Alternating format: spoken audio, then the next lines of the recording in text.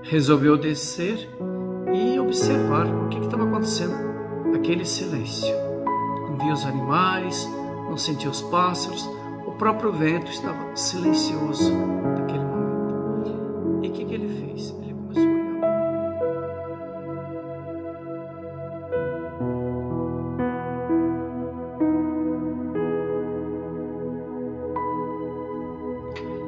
Amado irmão, amada irmã, louvado seja nosso Jesus Cristo, para sempre Ele seja louvado em nossas vidas.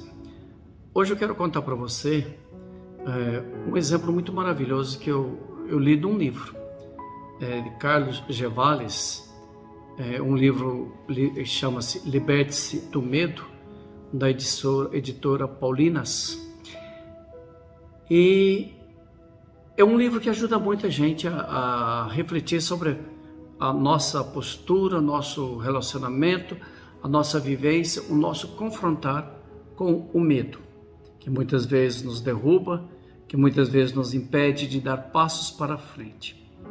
Acho que todos nós enfrentamos isto. Na própria Bíblia tem essa palavra medo, né? Mais de 365 vezes, para que a gente possa perceber que a ação de Deus ela é muito forte para nos libertar e nos curar. O medo muitas vezes nos atrava, nos impede de caminhar, de fazer as coisas, de assumir, porque nós já fazemos um próprio auto-julgamento. O medo, às vezes, ele não é ruim, às vezes ele tem o seu lado bom, porque ele nos coloca de prontidão para enfrentar as coisas. Porém, muitas vezes, o medo nos impede de dar passos para frente e caminhar plenamente na graça de Deus. E ao ler esse livro, né, do Liberte-se do Medo, de Carlos Gervales, da editora Paulinas, mexeu muito comigo uma história que ele conta. Ele diz o seguinte: ele foi trabalhar na Índia e lá na Índia ele gostava de, na hora do almoço, pela a história que ele coloca, de pegar a bicicleta dele depois e dar uma pedalada, sair e ir pelas matas. E ele gostava assim, fazendo essa pedalar, ouvir o canto dos pássaros, ver os animais, sentir a brisa leve do ar.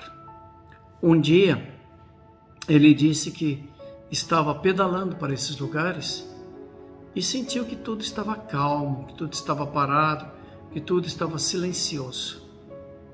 Aí ele parou com a sua bicicleta, resolveu descer e observar o que estava acontecendo. Aquele silêncio. Não via os animais, não sentia os pássaros, o próprio vento estava silencioso naquele momento. E o que ele fez? Ele começou a olhar para as árvores, né? Que era um caminho muito cheio de árvores lindas que ele coloca, e ao observar as árvores, ele olhou para cima e ele viu uma cobra embaixo, né? Primeiro, subindo uma árvore. E ele olhou para cima e viu um pássaro. E essa cobra estava subindo para pegar aquele pássaro.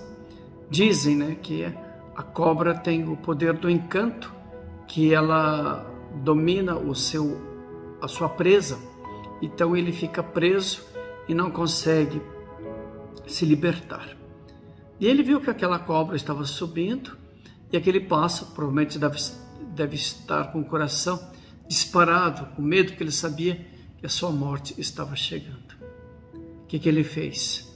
Ele começou a fazer barulho, ele começou a mexer com as coisas, começou a gritar, começou a fazer estrondos. Aquilo despertou o encanto do pássaro e o pássaro voou. E a cobra, então ele disse que a cobra olhou para ele até com um sinal de raiva, porque ela perdeu a presa dele. E aí ele disse: lembre-se que você tem asas para voar. Às vezes na nossa vida é assim. Por causa do nosso medo, ficamos presos e não conseguimos nos desprender das serpentes das nossas vidas que muitas vezes quer nos devorar. E esquecemos que temos asas para voar. E asas que nos proporcionam belos voos. Às vezes, se você ficar muito preso no medo, na sua angústia, na sua insegurança, você não vai conseguir se libertar das víboras que queiram te devorar. É preciso lembrar que se Deus te proporcionou e te criou com asas, você tem a capacidade de voar, de dar os seus voos longos. Portanto, não fique preso no medo. Liberte-se do medo. Confie na graça de Deus. Lembre dessas asas que você recebeu e voe. E voe para uma vida nova, voe para a esperança, voe para a certeza e para a graça de Deus. Pensa muito nisso no dia de hoje. Tenha um bom dia, seja feliz e paz e bem com todos. Em nome do Pai, do Filho e do Espírito Santo. Amém. Louvado seja nosso Jesus Cristo.